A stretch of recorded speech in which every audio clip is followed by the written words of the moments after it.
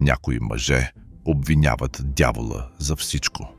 Спъват се, падат, предават се. И вместо да се изправят, сочат с пръст Сатана, сякаш им е опрял пистолет в главата. Дяволът ме накара. Не, това ако направи ти. Ако видиш запалена цигара, можеш ли да ми кажеш, сама ли се запали? Цигарата и запалката съществуват, да, но трябва сила, която да извърши действието. По същия начин бутилката не се напълни сама. Сайтът не се отвори от само себе си.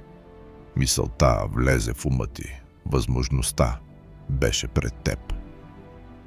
И ти взе решение. Ръцете ти се движиха, защото ти им позволи. Ти се предаде. Да, врагът изкушава. Но изкушението е покана. Отворена врата. Предложение. Възможност. Протегната ръка. Но никога бутане. Ти избираш дали да я хванеш. Слабите мъже поемат по лесния път. Наричат се жертви, преструвайки се, че нямат избор. Отказват да понесат тежестта на собствените си действия, търсят извинения, вместо да се изправят и да се бият. Но силният мъж, той знае, че дяволът дебне. Знае, че изкушението не е силен вик, а тихо дърпане, фино отклонение. То се представя като облегчение, като бягство, като нещо малко и незначително.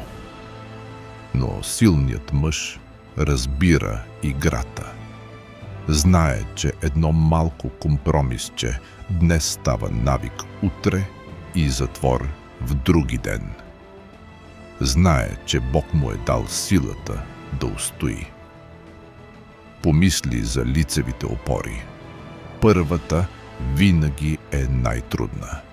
Ръцете ти треперят, тялото иска да се откаже, но натискаш. После натискаш пак. И с повторението чупиш собствената си бариера. Волевата сила работи по същия начин. Повторението става